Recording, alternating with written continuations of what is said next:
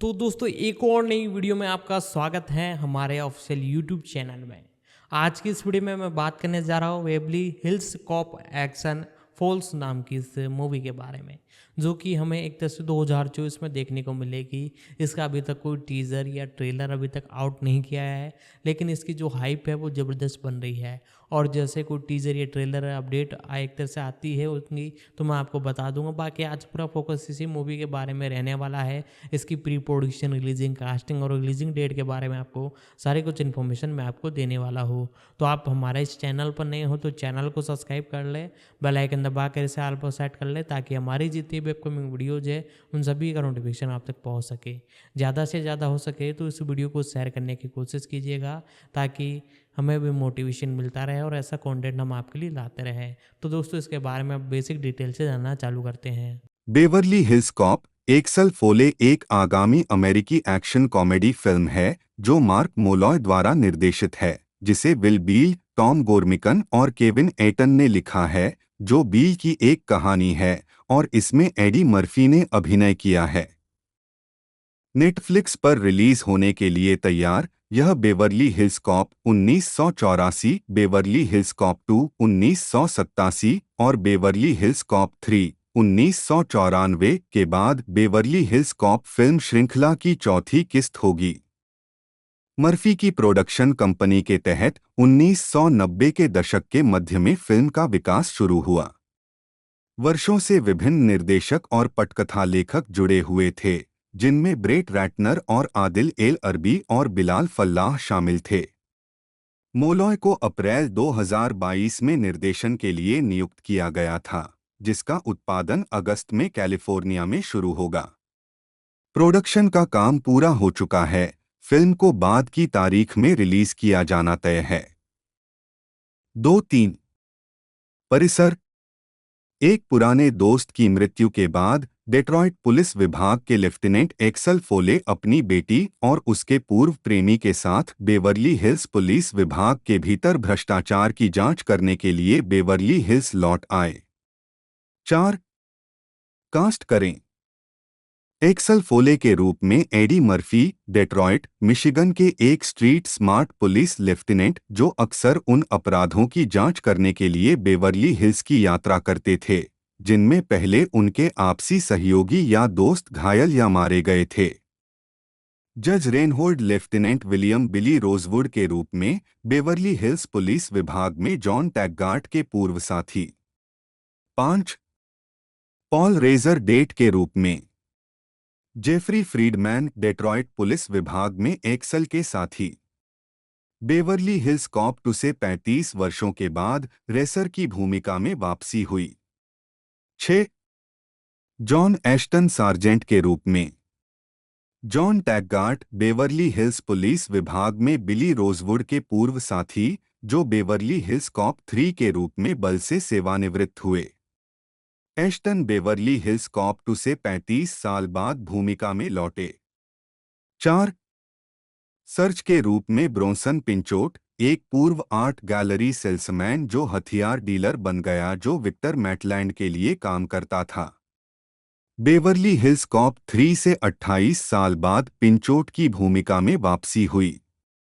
7 जेन के रूप में टेलर पेगे, एक्सल फोले की अलग बेटी जो बेवर्ली हिल्स में एक आपराधिक बचाव वकील के रूप में काम करती है। 8 सितंबर 2010 जोसेफ गॉर्डन लेविट डेट के रूप में बॉबी एबॉट, जेन का पूर्व प्रेमी और बेवर्ली हिल्स पुलिस विभाग में एक पुलिस जासूस जो एक्सल का नया साथी बन गया है। https://parody.com/movieis/bvrlys-cop-for-xel-fol कैप्टन ग्रांट के रूप में Kevin Bacon, Beverly Hills police विभाग में एक पुलिस कप्तान। https://parody.com/movieis/bvrlys-cop-for-xel-fol मार्क पेलेग्रिनो 11 जज एंजेलिक के रूप में पेट्रिसिया बेल्चर। उत्पादन, विकास श्रृंखला में चौथी प्रविष्टि की शुरुआत 1990 के दशक के मध्य में एडी मर्फी की production company Eddie Murphy productions के प्रोडक्शन के तहत रिलीज की घोषणा की गई थी, इससे पहले कि प्रोडक्शन बंद हो जाए। 12 फिल्म की 2006 में फिर से घोषणा की गई, जब निर्माता जेरी ब्रुकहाइमर ने फिल्म श्रृंखला को पुनर्जीवित करने के अपने इरादे की घोषणा की। हालांकि अंततः उन्होंने लोरेंजो डी बोनावेंटुरा को उत्पादन कर्तव्यों को सौंपते हुए फिल्म का निर्माण करने का विकल्प छोड़ दिया। 13-14 सितंबर 2006 में एक स्क्रिप्ट जो कई पुराने ड्राफ्टों का एक मिश्रण थी, मर्फी को प्रस्तुत की गई थी, जिसके बारे में बताया गया था कि वह रूपरेखा से बहुत खुश थे, जिसे की भावना को पुनः प्राप्त करने का प्रयास के रूप में वर्णित किया गया था। मूल 15-16 मर्फी ने स्वीकार किया कि चौथी बेवर्ली हिल्स कॉप फिल्म बनाने के पीछे उनकी प्रेरणाओं में से एक इस तथ्य की भरपाई करना था कि तीसरी फिल्म भयानक थी और वह श्रृंखला को इस तरह नहीं छोड़ना चाहते थे। 17-18 मई 2008 में रश ऑवर के निर्देशक ब्रेट रैटनर को आधिकारिक तौर पर निर्देशक नामित किया गया था। उन्होंने वादा किया था कि फिल्म PG-13 की अफवाह के बजाय श्रृंखला की मानक R रेटिंग के तहत वापस आएगी। 19-20 जुलाई 2008 में माइकल ब्रांट और डेरेक हास को मौजूदा स्क्रिप्ट में सुधार करने के लिए पटकथा लेखक के रूप में काम पर रखा गया था। 21 और उन्होंने बेवर्ली हिल्स कॉप 2009 शीर्षक के तहत एक नई स्क्रिप्ट पूरी की, जिसमें फोले की बेवर्ली में वापसी होगी। हिल्स अपने मित्र बिली रोजवुड की हत्या की जांच करेगा। 12 अंततः स्क्रिप्ट को अस्वीकार कर दिया गया, जिससे रैटनर को एक नए विचार पर काम करना पड़ा। एम्पायर पत्रिका के साथ एक साक्षात्कार में रैटनर ने कहा, मैं चौथे पर बहुत मेहनत कर रहा हूं। यह बहुत कठिन है, खासकर जब से पहले 3 थे। हम कुछ महत्वपूर्ण चीजों का पता लगाने की कोशिश कर रहे हैं, जैसे कि हम कहां से शुरू करें। है एक्सल सेवानिवृत्त हो गए। क्या वह बेवर्ली हिल्स में हैं? क्या वह छुट्टियों पर हैं? क्या जज रीनहोल्ड प्यारे बिली रोजवुड के रूप में लौट आए हैं? कई सवाल जानने हैं, लेकिन मुझे उम्मीद है कि फिल्म हमारे अस्तित्व से गायब होने से पहले एक स्क्रिप्ट होगी। 12 हालांकि मर्फी ने स्वयं इस परियोजना के लिए प्रतिबद्धता जताई थी, लेकिन यह अपुष्ट था कि क्या श्रृंखला के अन्य प्रमुख कलाकार जज रेनहोल्ड, जॉन एश्टन, रोनी कॉक्स और ब्रोंसन पिंचोट भी वापस आएंगे। 22 हालांकि रैटनर ने 2009 के अंत में कहा था कि वह रेनहोल्ड और एश्टन को उनकी भूमिकाएं दोबारा निभाने के लिए मनाने की कोशिश कर रहा था। 23 हेरोल्ड फाल्टरमेयर की एक्सल एफ हालांकि प्रस्तावित चौथी किस्त के लिए निश्चित रूप से वापस आएगी। रैटनर के हवाले से कहा गया है, यह वापस आएगा लेकिन यह एक पूरी तरह से नई व्याख्या होगी।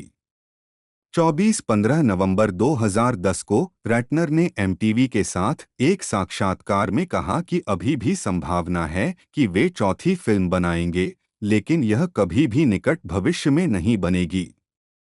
25 अक्टूबर 2011 में मर्फी ने एक संभावित चौथी फिल्म पर चर्चा करते हुए कहा, वे ऐसा नहीं कर रहे हैं। मैं अब जो करने की कोशिश कर रहा हूं वह एक्सल फोले के बेटे द्वारा अभिनीत एक टीवी शो का निर्माण करना है, और एक्सल अब डेट्रॉइट में पुलिस प्रमुख है। मैं पायलट करूंगा, यहां और वहां दिखाऊंगा। फिल्म की कोई भी स्क्रिप्ट सही नहीं थी, यह आधार को जबरदस्ती थोपने की कोशिश थी। अगर आपको कुछ जबरदस्ती करना है, तो आपको ऐसा नहीं करना चाहिए। यह हमेशा की पुनरावृत्ति थी, पुरानी बात। यह हमेशा गलत था। 26-2013 की गर्मियों के अंत में CBS द्वारा टीवी श्रृंखला को आगे बढ़ाने का निर्णय लेने के बाद पैरामाउंट ने चौथी फिल्म के साथ आगे बढ़ने का फैसला किया। 13 सितंबर 2013 को जेरी ब्रुकहाइमर ने कहा कि वह फिर से निर्माण के लिए बातचीत कर रहे हैं। 6 दिसंबर 2013 को यह फिर से घोषणा की गई कि एडी मर्फी एक्सल फोले की भूमिका निभाएंगे और ब्रेट रैटनर निर्देशित करेंगे। 27 मर्फी को उनकी भागीदारी के लिए $15 मिलियन का भुगतान किया गया था। 28 मई 2014 को डेडलाइन ने घोषणा की कि जोश एपेलबाम और आंद्रे नेमिक पटकथा लिखेंगे। 29-30 27 जून 2014 को रोलिंग स्टोन के साथ एक साक्षात्कार में मर्फी ने वर्षों तक परिवार अनुकूल फिल्में बनाने के बाद एक्सल फोले के उग्र प्रकार के चरित्र पर लौटने पर चर्चा की। मर्फी ने कहा, मैंने बहुत समय से सड़क पर रहने वाले कामकाजी वर्ग के ब्लू कॉलर वाले किरदार नहीं किए हैं, इसलिए शायद यह ऐसा होगा। ओह वाह, मुझे याद नहीं था कि वह ऐसा करने में सक्षम था। फिल्म के कथानक पर स्टूडियो रिपोर्टों के अनुसार फोले बेवर्ली हिल्स में अपनी नौकरी छोड़ने के बाद डेट्रॉयट लौट आएंगे और उन्हें अमेरिका के सबसे दृढ़ शहरों में से एक के नए नियमों और पुराने दुश्मनों से निपटने के लिए रिकॉर्ड पर सबसे ठंडी सर्दियों का सामना करना पड़ेगा। मिशिगन राज्य ने फिल्म प्रोत्साहन में $13.5 मिलियन की मंजूरी दी, जो राज्य में फिल्म निर्माता के अनुमानित $56 मिलियन खर्च पर आधारित है। फिल्म की शूटिंग डेट्रॉयट और उसके आसपास की जाएगी और अनुमान है कि इससे 352 श्रमिकों को रोजगार मिलेगा। यह फिल्म मूल रूप से 25 मार्च 2016 को रिलीज होने वाली थी, 31 लेकिन 6 मई 2015 को पैरामाउंट पिक्चर्स ने स्क्रिप्ट संबंधी चिंताओं के कारण बेवर्ली हिल्स कॉप 4 को इसके रिलीज शेड्यूल से हटा दिया। 14 जून 2016 को डेडलाइन हॉलीवुड ने बताया कि बेल्जियम नाटक ब्लैक के निर्देशक आदिल एल अरबी और बिलाल फल्लाह फिल्म का निर्देशन करेंगे। 1936 सितंबर 2017 में अरबी और फलाह ने मर्फी के साथ अभिनय करने के लिए टॉम हार्डी या चैनिंग टैटम को कास्ट करने में अपनी रुचि व्यक्त की। 37 अगस्त 2019 में फिल्म को अभी भी विकास के चरण में बताया गया था। 38-39 1 अक्टूबर 2019 को कोलाइडर के साथ एक साक्षात्कार में मर्फी ने घोषणा की कि प्रमुख फोटोग्राफी कमिंग 2 अमेरिका के फिल्मांकन के बाद शुरू होगी। 14 नवंबर 2019 को डेडलाइन हॉलीवुड ने घोषणा की कि पैरामाउंट पिक्चर्स ने फिल्म को विकसित करने के लिए नेटफ्लिक्स के साथ सीक्वल के विकल्प के साथ एक बार लाइसेंस सौदा किया है। 1941 मई 2020 में COVID-19 महामारी के कारण फिल्म निर्माण व्यवसाय में देरी के बाद अरबी और फल्लाह ने पुष्टि की वे अभी भी सह निर्देशक के रूप में जुड़े हुए हैं और एक नया पटकथा लेखक फिल्म के लिए एक नई स्क्रिप्ट पर काम कर रहा है। 1943 अप्रैल 2022 में अरबी और फलाह ने बैटगर्ल पर ध्यान केंद्रित करने के लिए फिल्म छोड़ दी। इसके रद्द होने से पहले उनकी जगह लेने के लिए मार्क मोलॉय को काम पर रखा गया। 44 उसी लेख में विल बील को पटकथा लिखने की घोषणा की गई थी। 1944 मार्च 2023 में बील, टॉम गोर्मिकन और केविन एटन को पटकथा के लिए श्रेय दिया गया, साथ ही बील को कहानी का श्रेय भी मिला। 45 फिल्मांकन फरवरी 2022 में फिल्म ने प्री प्रोडक्शन में प्रवेश किया और 16,05,9,000 का कैलिफोर्निया राज्य टैक्स क्रेडिट प्राप्त किया।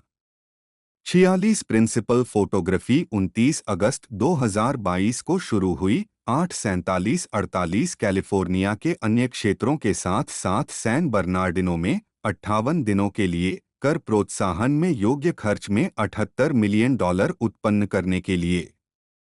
1949 अगस्त 2022 में टेलर पेगे और जोसेफ गॉर्डन लेविट को अज्ञात भूमिकाओं में लिया गया। 8 उसी महीने में पॉल रेसर और जॉन एश्टन को डेट के रूप में अपनी भूमिकाओं को फिर से निभाने की पुष्टि की गई। जेफरी फ्रीडमैन और सार्जेंट जॉन टैगगार्ट क्रमशः पहली 2 फिल्मों से 6-4 सितंबर में जज रेनहोल्ड और ब्रोंसन पिंचोट को सार्जेंट के रूप में अपनी भूमिकाएं दोबारा निभाने की पुष्टि की गई।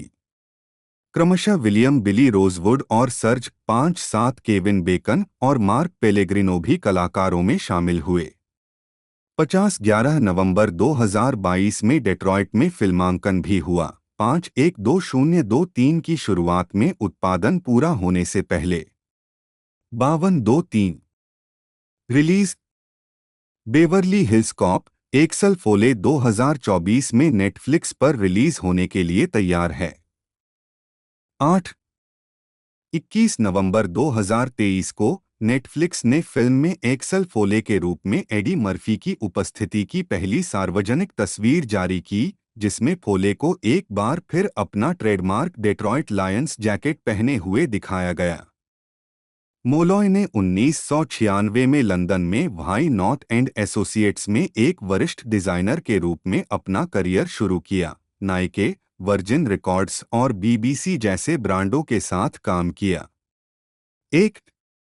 2020 में मोलॉय ने फर्जी समाचार के बारे में क्विबी के लिए एक टेलीविजन श्रृंखला का निर्देशन किया, जिसने संयुक्त राज्य अमेरिका के 2016 के राष्ट्रपति चुनाव को प्रतिष्ठित रूप से प्रभावित किया, जिसमें फियोन व्हाइटहेड और मैट रीव्स द्वारा निर्मित कार्यकारी ने अभिनय किया। श्रृंखला की शूटिंग यूक्रेन में कोविड-19 महामारी से पहले और उसके दौरान की गई थी। 2020 के अंत में क्विबी के बंद होने पर श्रृंखला का उत्पादन रोक दिया गया था।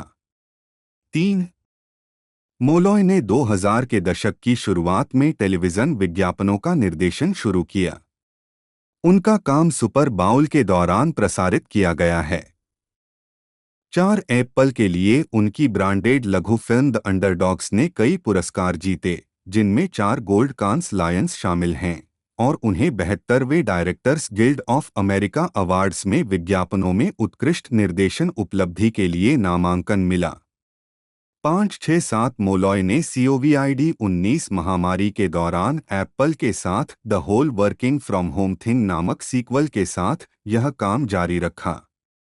8 फिल्म को अकादमी पुरस्कार विजेता सिनेमैटोग्राफर ग्रेग फ्रेजर द्वारा शूट किया गया था और द वन शो में इनोवेशन इन लॉकडाउन पुरस्कार जीता था। 9 अक्टूबर 2021 में मोलॉय ने शॉर्ट्स अवार्ड्स द अमेरिकाज में सर्वश्रेष्ठ निर्देशक का पुरस्कार जीता। 11 मोलॉय को प्रोडक्शन कंपनी स्मगलर द्वारा एक निदेशक के रूप में दर्शाया गया है। 11 अप्रैल 2022 में मोलॉय को नेटफ्लिक्स के लिए Beverly Hills Cop Axel Foley के निदेशक के रूप में घोषित किया गया था, जिसमें आदिल एल अरबी और बिलाल फल्लाह की जगह ली गई थी, क्योंकि दोनों बैटगर्ल पर ध्यान केंद्रित करना चाहते थे। विल बील एक अमेरिकी पटकथा लेखक और लॉस एंजल्स पुलिस विभाग के पूर्व जासूस हैं। उन्हें गैंगस्टर स्क्वाड 2013 और डीसी एक्सटेंडेड यूनिवर्स फिल्मों एक्वामैन 2018 और जैक स्नाइडर की जस्टिस लीग 2021 के लिए स्क्रिप्ट लिखने और पुलिस टीवी श्रृंखला ट्रेनिंग डे और डिप्टी विकसित करने के लिए जाना जाता है, जिन्हें बाद में रद्द कर दिया गया था। एकल season career Los Angeles police विभाग के साथ एक हत्या जासूस और गिरोह अन्वेषक के रूप में 10 वर्षों तक काम करने के बाद बील ने 2006 में अपने प्रशंसित पहले उपन्यास ला रेक्स के प्रकाशन के साथ अपने लेखन करियर की शुरुआत की। बील ने ऑस्कर विजेता निर्माता स्कॉट रुडिन के लिए पुस्तक को रूपांतरित किया और स्क्रिप्ट को उद्योग की पसंदीदा पटकथाओं के हॉलीवुड के वार्षिक सर्वेक्षण द ब्लैक लिस्ट में शीर्ष पर रखा गया। 2009 और 2011 के बीच वह एबीसी टीवी शो कैसल के लिए एक कहानी संपादक थे। उन्होंने बेकेट की मां के हत्यारे की तलाश के लिए शो की व्यापक कथानक की खोज करते हुए कई एपिसोड लिखे। बील ने फीचर फिल्म गैंगस्टर स्क्वाड लिखी, जो 2013 में रिलीज हुई और इसमें सीन पेन, रयान गोसलिंग और जोश ब्रोलिन ने अभिनय किया। यह फिल्म लॉस एंजल्स टाइम्स के पूर्व लेखक और संपादक पॉल लिबरमैन की किताब गैंगस्टर स्क्वाड पर आधारित थी, जिसे वह लॉस एंजल्स के लिए लड़ाई कहते हैं, जो 1940 के दशक के मध्य में पुलिस और मिकी कोहेन के दल के बीच हुई थी। जस्टिस लीग के लिए बील की स्क्रिप्ट स्नाइडर के बैटमैन बनाम सुपरमैन के निर्माण से पहले पूरी हो गई थी। वास्तव में बैटमैन बनाम सुपरमैन का नाइटमेयर सीक्वेंस बील की जस्टिस लीग स्क्रिप्ट से प्रेरित था। बील की मूल जस्टिस लीग स्क्रिप्ट का अधिकांश भाग सर्वनाश के बाद की पृथ्वी पर घटित हुआ, जहां डार्कसीड ने सुपरमैन के साथ छेड़छाड़ की थी और फिर दुनिया को जीतने के लिए क्रिप्टोनियन का उपयोग किया था। आक्रमण से पहले बैटमैन को चेतावनी देने के लिए समय पर फ्लैश भेजकर डार्कसीड को हराने के लिए जस्टिस लीग के जीवित सदस्यों को डीसी यूनिवर्स के खलनायकों के साथ सेना में शामिल होना पड़ा। इनमें से कई तत्वों को स्नाइडर कट में कम से कम आंशिक रूप से बहाल किया गया था, जिसके परिणामस्वरूप बील को कहानी का श्रेय मिला। प्रशस्ति पत्र आवश्यक। अपनी जस्टिस लीग स्क्रिप्ट के बल पर बील को एक्वामैन को एक फीचर के रूप में विकसित करने के लिए काम पर रखा गया था। उन्होंने कई ड्राफ्ट लिखे और अंततः एक्वामैन पर अपने काम के लिए पटकथा और कहानी दोनों का श्रेय प्राप्त किया, जिसने दुनिया भर में $1.149 बिलियन की कमाई की। लीथल वेपन फ्रैंचाइज के रीबूट के लिए पटकथा लिखने के लिए बील को वार्नर ब्रदर्स द्वारा भी काम पर रखा गया था।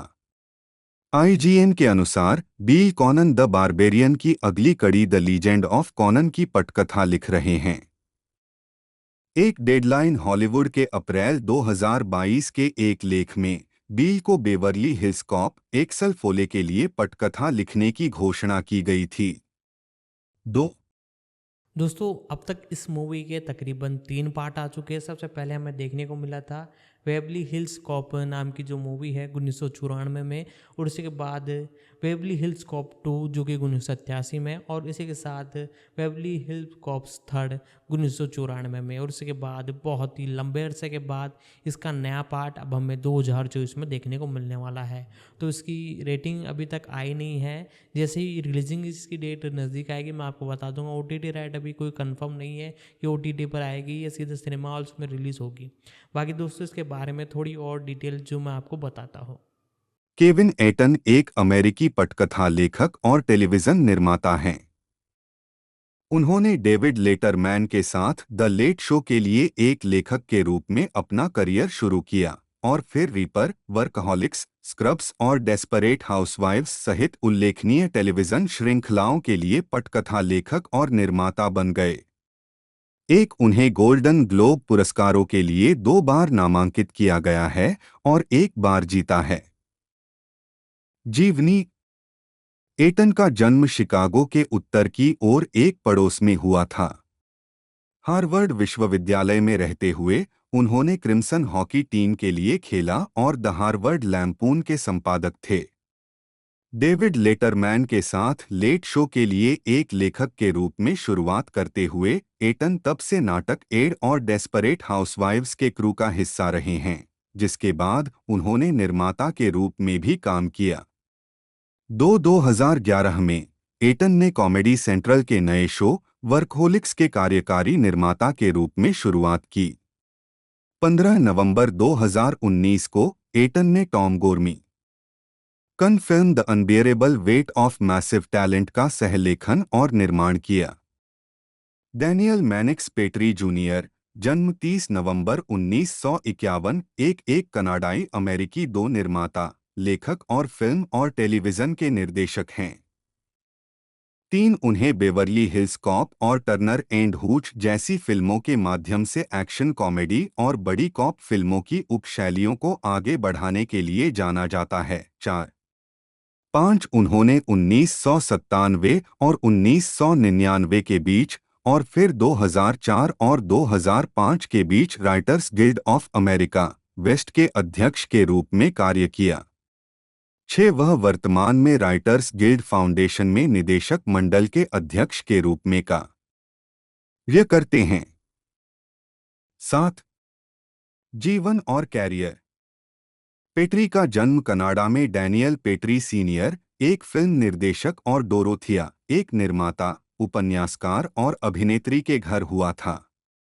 उन्होंने नॉर्थफील्ड माउंट हरमन स्कूल और रेडलैंड्स विश्वविद्यालय में दाखिला लिया और मनोविज्ञान और रचनात्मक लेखन में डिग्री हासिल की। दो मूल रूप से एक साहित्यिक एजेंट, वह अपने पिता के नक्शेकदम पर चलते हुए एक पटकथा लेखक के रूप में फिल्म उद्योग में शामिल हो गए। उनकी पहली पटकथा बेवरली हिल्स कॉप एक दशक के दौरान कई पुनर्लेखन और कई अलग अलग पुनरावृत्तियों का परिणाम थी। 8 एक समय में यह फिल्म सिल्वेस्टर स्टेलोन अभिनीत एक गंभीर एक्शन फिल्म थी। 9 एक परियोजना जिसे स्टेलोन ने बाद में अपने साथ लिया और कोबरा में विकसित किया। परेशान उत्पादन इतिहास के बावजूद यह फिल्म एक बड़ी आलोचनात्मक और वित्तीय सफलता थी, जिसने $15 मिलियन के बजट 10 से दुनिया भर में $300 मिलियन से अधिक की कमाई की और जेनेट मसलिन 11 और रिचर्ड स्किकेल जैसे आलोचकों से प्रशंसा अर्जित की। 12 फिल्म की अधिकांश कॉमेडी में अभिनेताओं द्वारा सुधार किए जाने के बावजूद 13 पेट्री के योगत आन ने उन्हें अकादमी पुरस्कार और एडगर पुरस्कार नामांकन के रूप में प्रशंसा दिलाई। पेट्री ने 1980 और 1990 के दशक में कई प्रसिद्ध और अच्छी तरह से प्राप्त फिल्में लिखीं, जिनमें डेनिस क्वैड और एलेन बार्किन अभिनीत offbeat crime thriller the Big Easy भी शामिल है। उन्होंने निर्देशक रोजर स्पोटिसवुड के लिए 2 फिल्में लिखीं, 1988 की थ्रिलर फिल्म शूट टू किल और टॉम हैंक्स की कॉमेडी टर्नर एंड हूच, और तीसरी फिल्म का निर्माण किया, छठा दिन। उनका अधिकांश कार्य अपराध कथा के अंतर्गत आता है।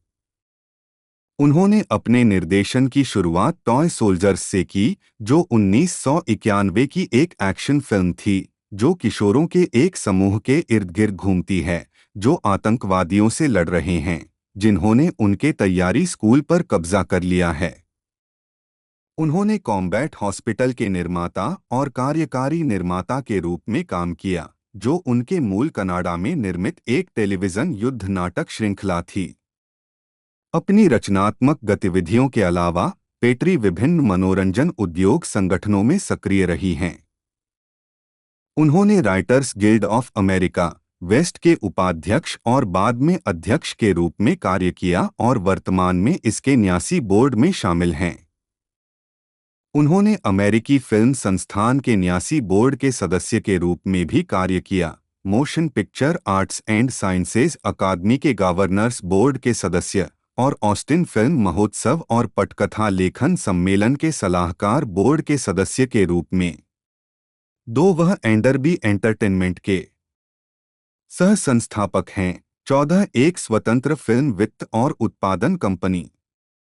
एडवर्ड अर्नेस्ट जज रेनहोल्ड जूनियर, जन्म 21 मई 1957, एक अमेरिकी अभिनेता हैं जो 1980 के दशक के दौरान हॉलीवुड फिल्मों में अपने काम के लिए जाने जाते हैं। उन्होंने Stripes 1981, fast times at Ridgemont high 1982, Gremlins 1984 और रूथलेस पीपल 1986 जैसी कई लोकप्रिय फिल्मों में अभिनय किया है।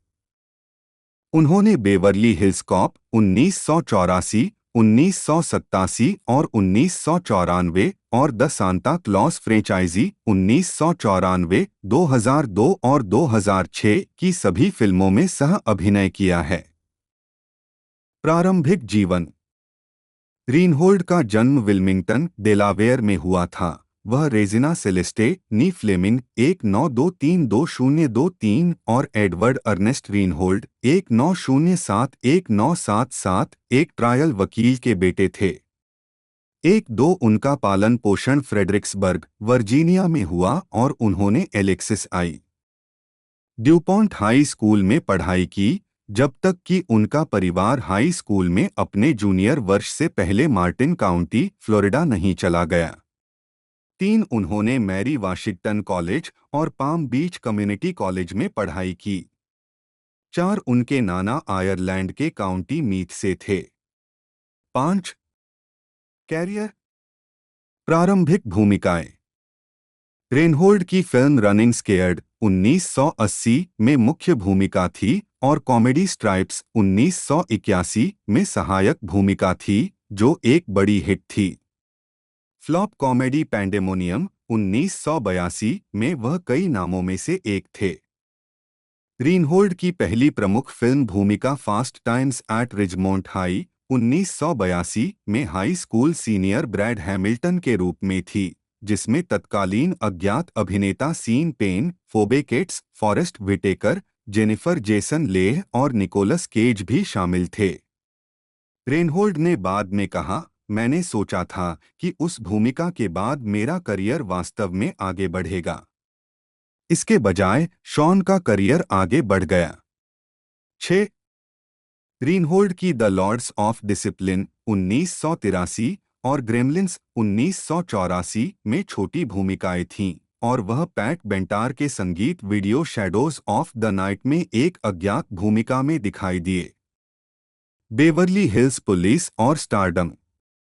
रीनहोल्ड के करियर ने तब गति पकड़नी शुरू की जब उन्होंने बेवर्ली हिल्स कॉप 1984 में एडी मर्फी के चरित्र का पता लगाने के लिए भेजे गए जूनियर पुलिस जासूस बिली रोजवुड की भूमिका निभाई।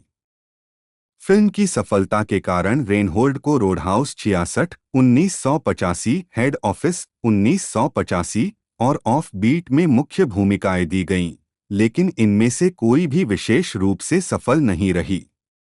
हालांकि रूथलेस पीपल 1986, जिसमें उनकी सहायक भूमिका थी, एक बड़ी हिट थी। उस वर्ष उन्होंने एक साक्षात्कार में कहा, अपनी फिल्मों में मैं इस एवरीमैन व्यक्तित्व को चित्रित करता हूं, एक ऐसा व्यक्ति जिसके साथ हर कोई सहानुभूति रख सकता है। लोग मेरे जैसे व्यक्ति को पहचान सकते हैं। 6. रेनहोल्ड ने कार्ल हियासेन के सबसे अधिक बिकने वाले उपन्यास टूरिस्ट सीजन पर आधारित एक फिल्म के लिए वित्तपोषण प्राप्त करने की कोशिश की, लेकिन यह कभी नहीं बनी। 6. इसके बजाय वह बेवर्ली हिल्स कॉप 2 1987 में दिखाई दिए, जो एक और बड़ी सफलता थी। रीनहोल्ड को वाइस वर्सा 1988 में मुख्य भूमिका दी गई थी। वाइस वर्सा फ्लॉप हो गया। रेनहोल्ड ने बाद में कहा, वह वास्तव में मेरे हाईफालुटिन हॉलीवुड करियर का अंत था। तभी फोन बजना बंद हो गया। उन्होंने सेट पर कठिन होने के लिए भी प्रतिष्ठा विकसित की। इस अवधि के बारे में रेनहोल्ड ने बाद में कहा, मैं खराब हो गया था और मैं घमंडी था। मैं बहुत ज्यादा मांग करने वाला था। मेरे पास अपने बारे में एक अतिरंजित छवि थी और मुश्किल होने के लिए मेरी प्रतिष्ठा थी। और यह सही भी है। 7. सहायक भूमिकाओं पर लौटें। रोजली गोज शॉपिंग 1989 और Daddy's Dying Who's Got the Will में उनकी सहायक भूमिकाएं थीं। 1990 और एनेड इज स्लीपिंग 1991 और जैंडली 1991 में मुख्य भूमिका निभाई। रेनहोल्ड ने कनाडाई हार्ड रॉक बैंड हरेम स्केरम के 1992 के संगीत वीडियो ऑनेस्टली में पुरुष प्रेमी के रूप में अभिनय किया। 1994 में रेनहोल्ड बेवर्ली हिल्स कॉप 3 और द सांता क्लॉज में दिखाई दिए। उन्होंने द सांता क्लॉज 2, 2002 और the Santa Claus 3, the escape clause 2006 में डॉक्टर नील मिलर की बाद वाली भूमिका दोहराई। बाद का करियर। रेनहोल्ड को सीनफील्ड में एक भूमिका के लिए एमी के लिए नामांकित किया गया था, जिसमें उन्होंने करीबी बात करने वाले की भूमिका निभाई थी जो जेरी के माता पिता के प्रति जुनून विकसित करता है। 8. उन्हें स्टीवन स्पीलबर्ग की महाकाव्य लघु श्रृंखला इनटू द वेस्ट में भी देखा जा सकता है, और उन्होंने बीथोवेन फिल्म श्रृंखला में 2 डायरेक्ट टू वीडियो फिल्मों में चार्ल्स ग्रोडिन की जगह ली है। रेनहोल्ड 2008 के राजनीतिक व्यंग्य स्विंग वोट में दिखाई दिए। सितंबर 2022 में यह पुष्टि की गई कि रेनहोल्ड आगामी Beverly Hills Cop Axel Foley में जासूस बिली रोजवुड के रूप में अपनी भूमिका को फिर से निभाएंगे। 9. व्यक्तिगत जीवन। रेनहोल्ड को जज उपनाम दिया गया था क्योंकि जब वह बच्चा था तो वह सख्त और न्यायाधीश जैसा दिखता था। 6. उनकी दूसरी पत्नी एमी रेनहोल्ड से हेली रोज नाम की एक बेटी है, जिसका जन्म फरवरी 2013 में हुआ था। वे लिटिल रॉक, अरकानसस में एक साथ रहते हैं। रेनहोल्ड को 8 दिसंबर 2016 को डलास लव फील्ड हवाई अड्डे पर एक दवा की प्रतिकूल प्रतिक्रिया के बाद अस्पताल से छुट्टी मिलने के तुरंत बाद सुरक्षा से रोके जाने पर आपत्ति जताने के बाद अव्यवस्थित आचरण के लिए गिरफ्तार किया गया था। उन्होंने 10 घंटे जेल में बिताए और एक स्थगित न्याय निर्णयन समझौते को स्वीकार किया, जिसके तहत आरोप 90 दिनों में खारिज कर दिए जाएंगे। 10 लोकप्रिय संस्कृति में रेनहोल्ड को कभी कभी फिल्म और टेलीविजन में संदर्भित किया जाता है, मुख्यतः उनके उपनाम जज के संदर्भ में। सबसे पहला उदाहरण क्लर्क्स द एनिमेटेड सीरीज था, जहां रेनहोल्ड ने जज रेनहोल्ड नामक जज की आवाज उठाई थी। बेकर प्रकरण ट्रायल्स एंड डिफिब्रिलेशंस में पीठासीन न्यायाधीश को न्यायाधीश मरियम रेनहोल्ड कहा जाता है। अरेस्टेड डेवलपमेंट में रेनहोल्ड खुद की भूमिका निभाते हुए एक काल्पनिक कोर्ट शो के जज के रूप में दिखाई देते हैं, जो द पीपल्स कोर्ट, जज जूडी और जज मैथिस जैसी श्रृंखला की पैरोडी है।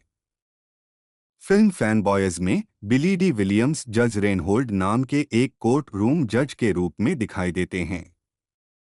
11 रेनहोल्ड ने जो एल सोनियर के 1988 के संगीत वीडियो टियर स्टैंड लेटर में एक झुके हुए प्रेमी से आतंकित पूर्व प्रेमी की भूमिका निभाई है। पॉल रेजर बटा RAZR बटा, जन्म 30 मार्च 1956, एक अमेरिकी अभिनेता, हास्य अभिनेता और लेखक हैं। उन्होंने 1980 के दशक के सिटकॉम माई टू डैड्स में Michael Taylor, NBC sitcom Mad About You में पॉल बुचमैन, 1982 की फिल्म डायन में मॉडल, 1986 की फिल्म एलियंस में कार्टर बर्क और बेवरली हिल्स कॉप, 1984 में जासूस जेफरी फ्रीडमैन की भूमिकाएं निभाईं। बेवरली हिल्स कॉप 2, 1987 और Beverly Hills Cop Axel Foley 2 हाल ही में उन्हें 2014 की फिल्म व्हिप्लैश में जिम नीमन और नेटफ्लिक्स श्रृंखला स्ट्रेंजर थिंग्स में डॉक्टर सैम ओवेंस की भूमिका के लिए पहचान मिली है। कॉमेडी सेंट्रल की 2004 की सभी समय के 100 महानतम स्टैंड अप की सूची में रेजर को 77वां स्थान दिया गया है।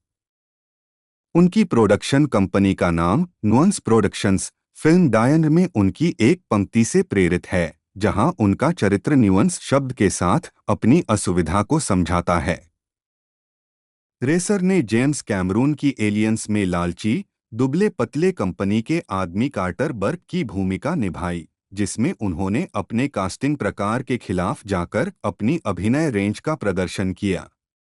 वह द कोमिंस्की मेथड के दूसरे और तीसरे सीजन में मार्टिन मिंडी कोमिंस्की के प्रेमी के रूप में दिखाई दिए। प्रारंभिक जीवन रेजर का जन्म 1956 में न्यूयॉर्क शहर में हुआ था। वह हेलेन हॉलिंगर रेजर 19192012 के बेटे थे, जो एक गृहिणी थीं, जो बारूक कॉलेज से स्नातक होने वाली पहली महिलाओं में से एक थीं, और सैमुअल एच रेसर 19141989, एक थोक स्वास्थ्य खाद्य वितरक, जिन्होंने सेना में सेवा की थी। 3-4 उनका परिवार रोमानियाई यहूदी वंश का है। उनकी 3 बहनें हैं।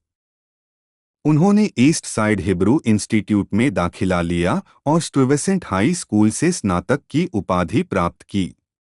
5 उन्होंने बिंघमटन विश्वविद्यालय से स्नातक की डिग्री हासिल की, जहां उन्होंने संगीत, पियानो रचना में महारत हासिल की।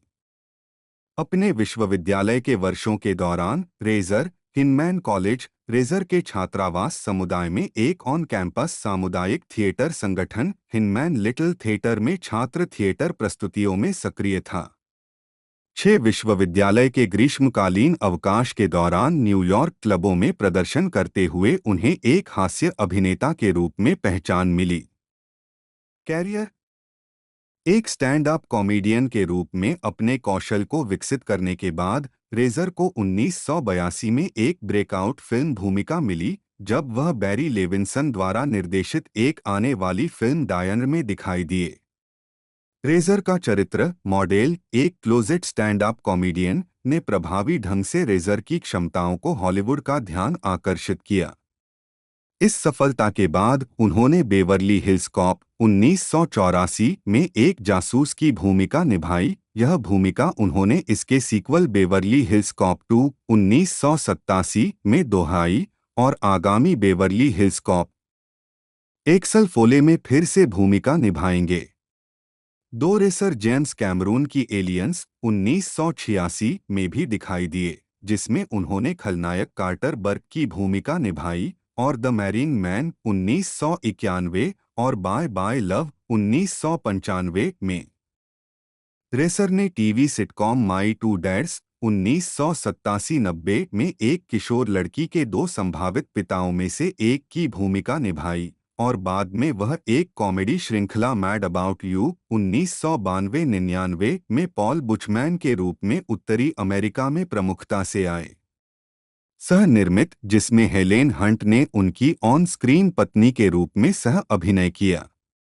वह शो के थीम गीत द फाइनल फ्रंटियर डॉन वास के साथ के सह संगीतकार भी थे, साथ और थीम की रिकॉर्डिंग के लिए पियानो का प्रदर्शन किया। मैड अबाउट यू में रेसर की भूमिका के लिए उन्हें Emmy, Golden Globe, American Comedy Award और स्क्रीन एक्टर्स गिल्ड अवार्ड के लिए नामांकन मिला।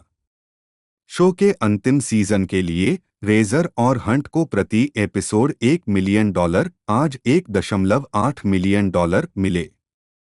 2018 में मैड अबाउट यू पुनरुद्धार पर हस्ताक्षर करने के बाद 9 इसे मार्च 2019 में स्पेक्ट्रम ओरिजिनल्स द्वारा 12 एपिसोड की सीमित श्रृंखला के रूप में चुना गया था, जो 2020 तक अमेज़न प्राइम वीडियो के सदस्यों के लिए उपलब्ध हो गया। 2001 में रेसर ने British TV film my beautiful son में एक ऐसे व्यक्ति की नाटकीय भूमिका निभाई जो अपनी जैविक मां का पता लगाने के लिए बेताब था, यह जानने के बाद कि उसे एक गंभीर बीमारी है। 2002 में रेजर ने लैरी डेविड के HBO सिटकॉम कर्ब योर उत्साह में अतिथि भूमिका निभाई। 11 टीवी कॉमेडी फिल्म अटलांटा 2007 में रेजर एक जोड़े के आधे हिस्से के रूप में दिखाई देता है, जो एक अंतिम संस्कार में मिलने के बाद एक दूसरे से दूर रहने में असमर्थ होते हैं।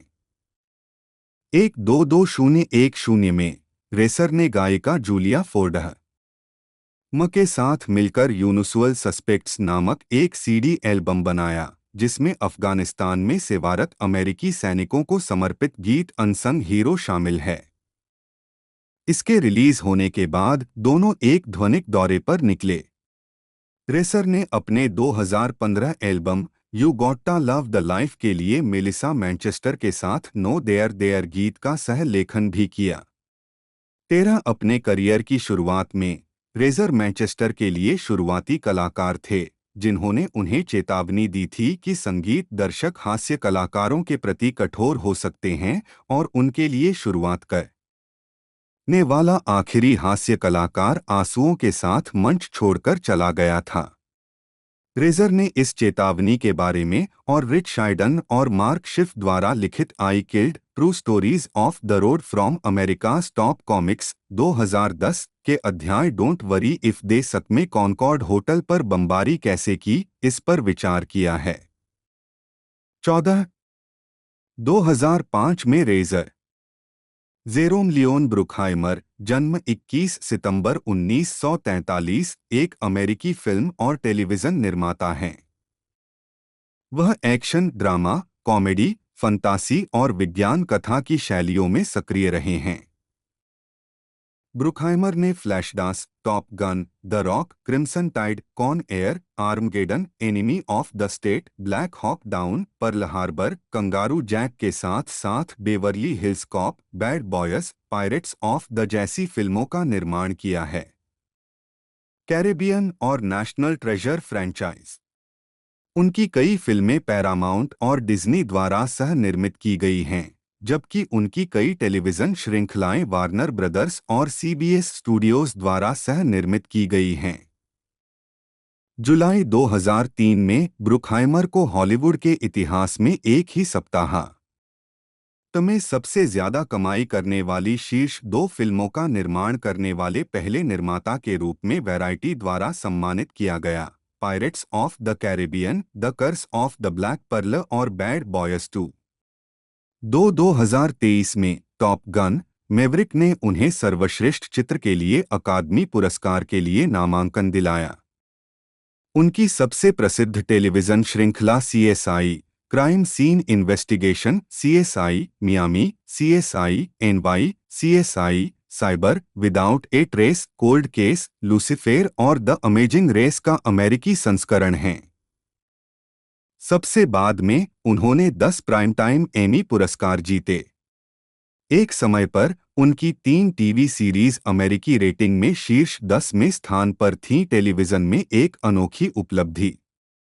3 ब्रुकहाइमर नेशनल हॉकी लीग की 2021 विस्तार टीम सिएटल क्रैकेन के सह संस्थापक और सह बहुमत मालिक डेविड बॉन्डरमैन के साथ भी हैं। जीवनी। प्रारंभिक जीवन। ब्रुकहाइमर का जन्म 21 सितंबर 1943 को 4-5 डेट्रॉइट, मिशिगन में हुआ था। वह जर्मन यहूदी आप्रवासियों के पुत्र थे। 6 कॉलेज के लिए एरिज़ोना जाने से पहले उन्होंने 17 साल की उम्र में 1961 में डेट्रॉइट में मम्फोर्ड हाई स्कूल 7 से स्नातक की उपाधि प्राप्त की। ब्रुकहाइमर स्टैम्प कलेक्टिंग क्लब के भी सक्रिय सदस्य थे। 8 उन्होंने एरिज़ोना विश्वविद्यालय से मनोविज्ञान में डिग्री के साथ स्नातक की उपाधि प्राप्त की। वह ज़ेटा बीटा ताऊ बिरादरी के सदस्य थे। कम उम्र में ही फोटोग्राफी में रुचि रखने वाले फिल्म प्रेमी ब्रुकहाइमर को जब भी मौका मिलता वे स्नैपशॉट ले लेते। कॉलेज के बाद ब्रुकहाइमर ने डेट्रॉइट, रचनात्मक निर्माता और न्यूयॉर्क शहर में विज्ञापन में काम किया। डेट्रॉइट एजेंसी में उन्होंने नई पोंटिएक GTO के लिए 1 मिनट के विज्ञापन स्थान पर काम किया। 9 अपने करियर की शुरुआत में ब्रुकहाइमर ने टेलीविजन विज्ञापनों का निर्माण किया, जिसमें पेप्सी का विज्ञापन भी शामिल था। 1970 और 1980 का दशक विज्ञापन से फिल्म निर्माण तक। ब्रुकहाइमर ने 1970 के दशक में विज्ञापन की नौकरी छोड़ने के बाद निर्देशक डिक रिचर्ड्स के साथ फिल्मों का निर्माण शुरू किया। उन्होंने the Culpepper cattle company, farewell, my lovely और मार्च और डाई फिल्मों में एक साथ काम किया। इसके बाद ब्रुकहाइमर ने पॉल श्रेडर के साथ 2 फिल्मों अमेरिकन जिगोलो और कैट पीपल पर काम किया, जिससे उन्हें हॉलीवुड में नोटिस मिलना शुरू हुआ। 1980 और 1990 के दशक के दौरान वह पैरामाउंट पिक्चर्स के लिए बेहद सफल फिल्मों में डॉन सिम्पसन के साथ सह निर्माता थे। सिम्पसन से उनकी पहली मुलाकात 1973 में वार्नर ब्रदर्स की द हार्डर दे कम की स्क्रीनिंग के दौरान हुई थी। दोनों ने एक साथ काम किया और ब्रुकहाइमर की पहली बड़ी हिट 1983 की फ्लैशडांस बनाई, जिसने $95 मिलियन कमाए। 10 उस समय के दौरान उनकी कई अन्य हिट फिल्में थीं, जिनमें बेवर्ली हिल्स कॉप फिल्में टॉप गन और डेज ऑफ थंडर शामिल थीं। टॉप गन ने अंग्रेजी निर्देशक टोनी स्कॉट के साथ अपना पहला सहयोग चिह्नित किया, जिन्होंने ब्रुकहाइमर के लिए 6 फिल्मों का निर्देशन किया। 11 पहली बेवर्ली हिल्स कॉप फिल्म, जिसमें सिल्वेस्टर स्टेलोन अभिनय करने वाले थे, ने एडी मर्फी के करियर की शुरुआत की और केवल 5 दिनों में पैरामाउंट के इतिहास में सबसे अधिक कमाई करने वाली शीतकालीन रिलीज बन गई। 12-9 अगस्त 1983 को ब्रुकहाइमर और सिम्पसन ने अपनी नई सिम्पसन बटा ब्रुकहाइमर प्रोडक्शंस कंपनी के माध्यम से नाटकीय और टेलीविजन परियोजनाओं का निर्माण करने के लिए पैरामाउंट के साथ 3 साल का समझौता किया।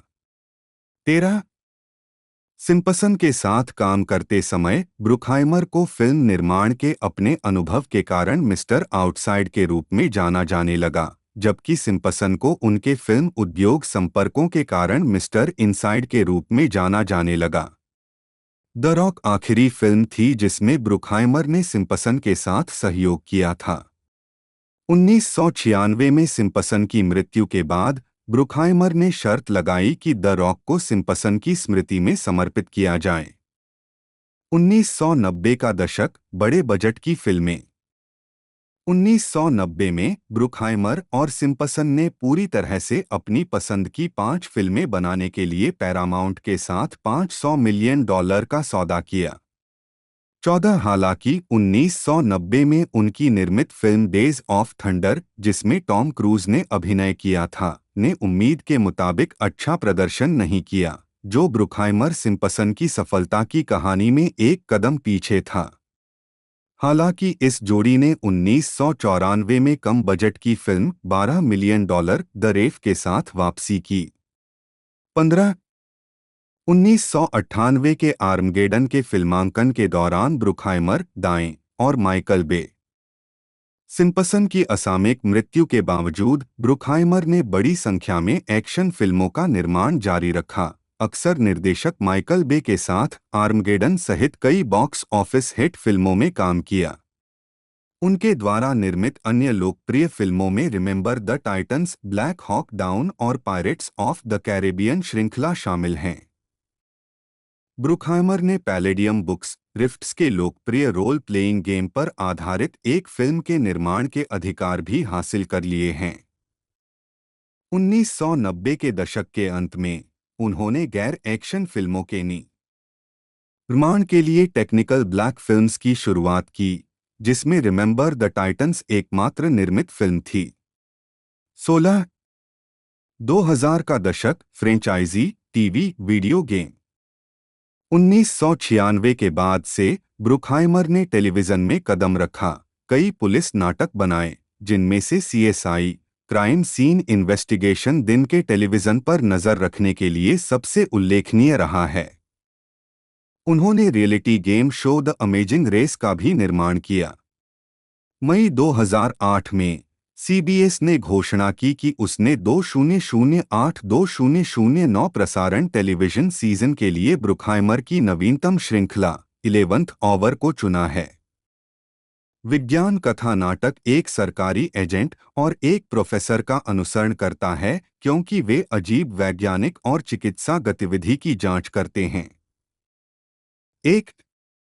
7 2004 CSI NY की शुरुआत से 2009 विदाउट ए ट्रेस के अंत तक ब्रुकहाइमर के 6 हिट टेलीविजन शो प्रसारित हुए। CSI crime scene investigation, CSI Miami, CSI NY Cold Case, Without a Trace और शानदार प्रतिस्पर्धा।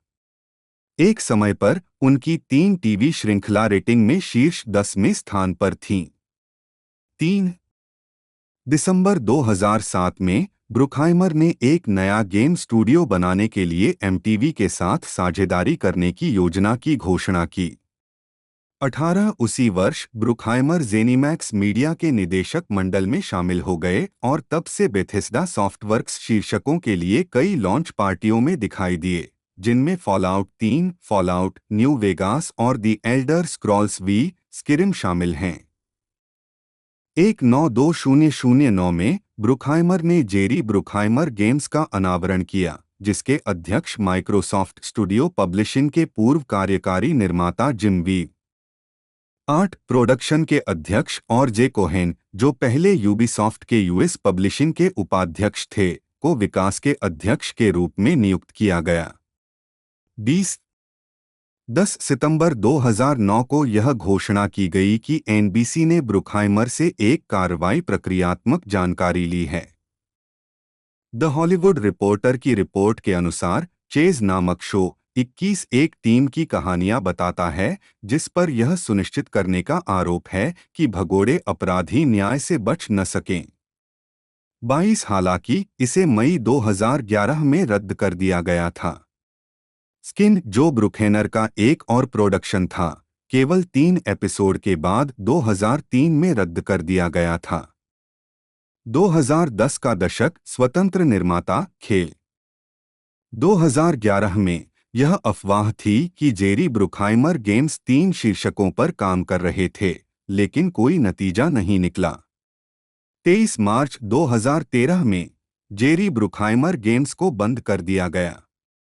24 हालांकि जेरी ब्रुखाइमर गेम्स बंद हो गए हैं, ब्रुखाइमर अभी भी जेनीमैक्स बोर्ड के सदस्य बने हुए हैं, मुख्यतः जेनीमैक्स के पूर्व अध्यक्ष अर्नेस्ट डेल के करीबी सहयोगी होने के कारण, जब तक कि जेनीमैक्स को 2021 में माइक्रोसॉफ्ट द्वारा नहीं खरीद लिया गया।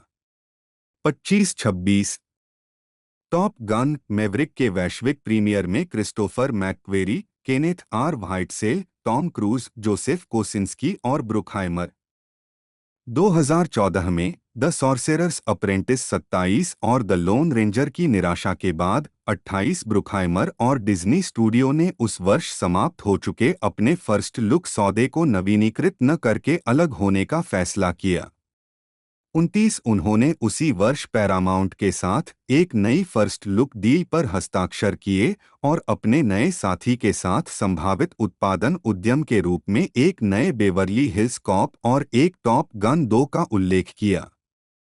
30 जून 2016 में जेरी ब्रुखाइमर टेलीविजन एक स्वतंत्र संगठन बन गया, जिसने वार्नर ब्रदर्स टेलीविजन के साथ 15 साल का विशेष समझौता समाप्त कर दिया। 31 अगले वर्ष प्रोडक्शन कंपनी ने सीबीएस टेलीविजन स्टूडियो के साथ एक समझौते पर हस्ताक्षर किए। 32 ब्रुखाइमर को लास वेगास में प्रस्तावित खेल क्षेत्र के निवेशकों में से एक के रूप में नामित किया गया था। 33 और अफवाह थी कि वह नेशनल हॉकी लीग (NHL) द्वारा एक विस्तार हॉकी टीम के मालिक बनने के लिए अग्रणी पसंद थे जो मैदान में खेलेंगे।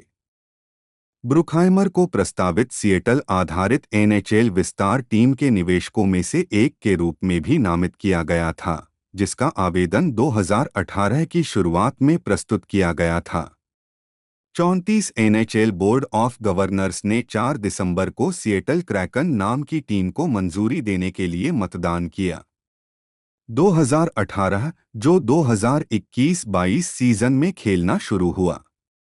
35 ब्रुखाइमर एक निवेश समूह का हिस्सा थे जिसमें टिम लीवेके, ओक व्यू ग्रुप और डेविड बॉन्डरमैन, अल्पसंख्यक मालिक NBA के बोस्टन सेल्टिक्स, भी शामिल थे। 3-6-2020 में यह बताया गया कि पैरामाउंट के साथ उनका फर्स्ट लुक डील नवीनीकृत नहीं हुआ था। 37 फिल्म उद्योग पर प्रभाव। उच्च लाभकारी उत्पादन। जून 2013 में जॉनी डेप और टॉम क्रूज के साथ ब्रुखाइमर बीच में वियतनाम युद्ध के बाद अमेरिकी नौसेना की छवि को नया स्वरूप देने और नौसेना में नए रंगरूटों को आकर्षित करने के लिए पेंटागन के सहयोग से फिल्म टॉप गन का निर्माण किया गया था।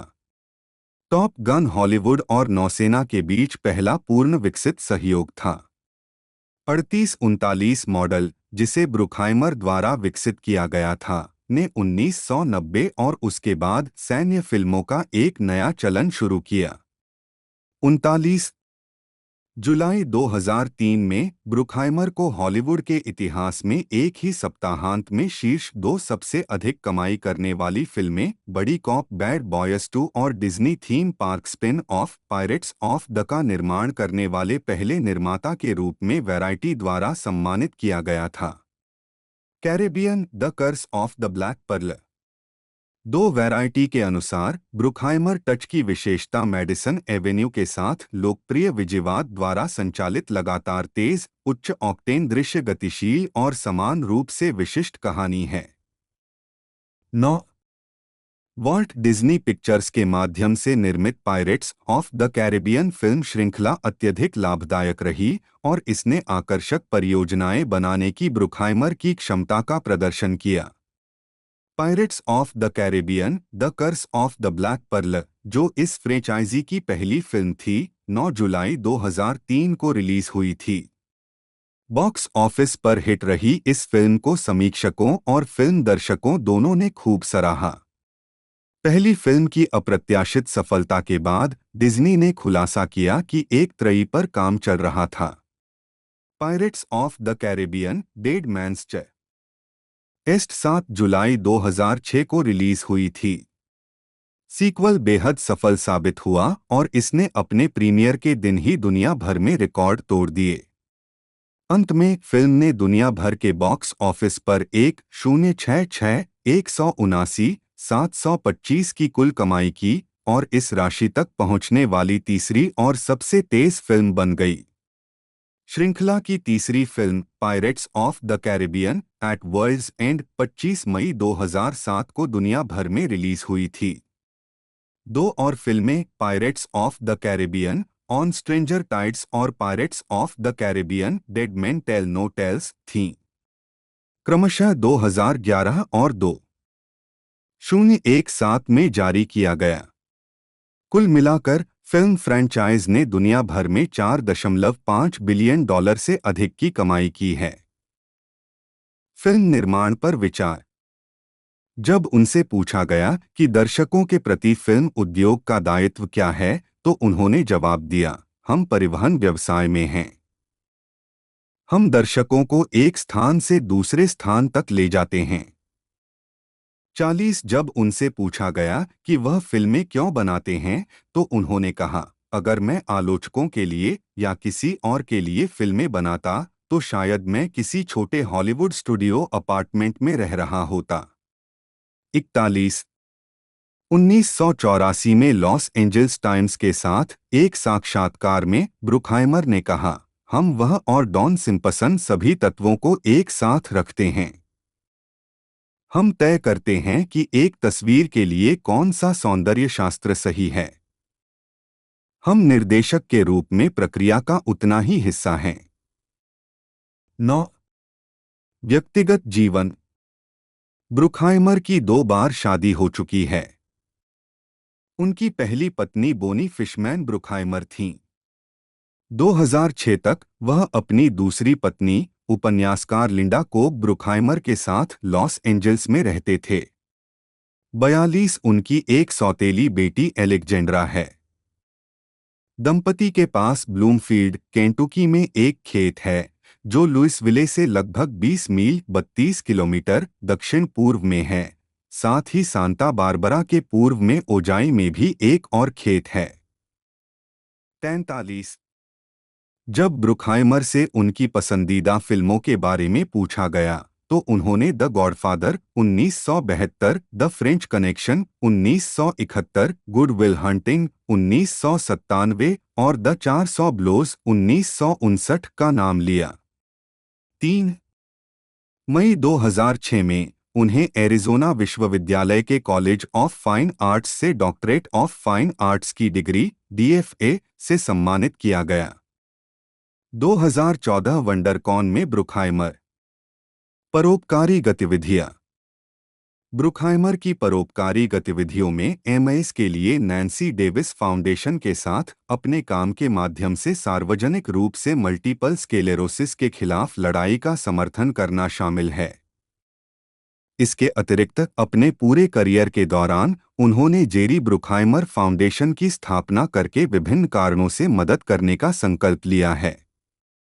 44 द स्मोकिंग गन के अनुसार, हालांकि जेरी ब्रुकहाइमर फाउंडेशन ने आखिरी बार 1995 में योगदान दिया था, जब उसने वैन नुस प्रेप स्कूल को $9,350 दिए थे। 45 ब्रुकहाइमर ने ऐतिहासिक क्लिपर जहाज कट्टी सर्क की मरम्मत और बहाली में सहायता की है। कट्टी सार्क संरक्षण परियोजना के लिए धन जुटाने में मदद करने के लिए ब्रुकहाइमर द्वारा ली गई तस्वीरों का एक संग्रह नवंबर 2007 में लंदन में प्रदर्शित किया गया था। प्रदर्शनी में pirates of the Caribbean at world's end के फिल्मांकन के दौरान सेट पर ली गई 30 से अधिक तस्वीरें प्रदर्शित की गईं। 46 राजनीतिक योगदान।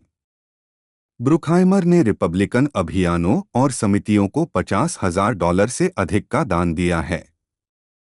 47 उन्होंने जॉन मैककेन के 2008 के राष्ट्रपति चुनाव अभियान के लिए धन दान किया। उन्होंने जॉन मैककेन की ओर से एक संयुक्त धन उगाहने वाली समिति को $5,000 दिए।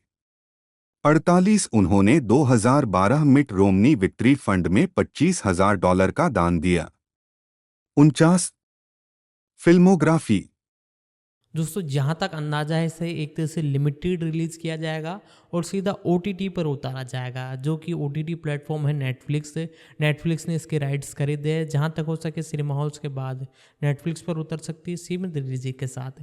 साथ ही साथ 2024 में देखने को मिलेगी। संयुक्त राज्य अमेरिका में इसे बनाया गया है। मेन बेस लैंग्वेज की बात की जाए तो इंग्लिश है। बाकी आपको और भी कई कंट्रीज़ की लैंग्वेज में देखने को मिल जाएगी। बाकी मैं आपसे कहता हूँ, यदि आप हमारे इस चैनल पर नए हो तो चैनल को सब्सक्राइब कर ले, बेल आइकन दबाकर इसे ऑल पर सेट कर ले। दोस्तों आज की इस वीडियो में इतना ही। यदि आप भी इस मूवी के लिए एक्साइटेड है तो नीचे कमेंट कर सकते हैं। मिलते हैं अगले वीडियो में।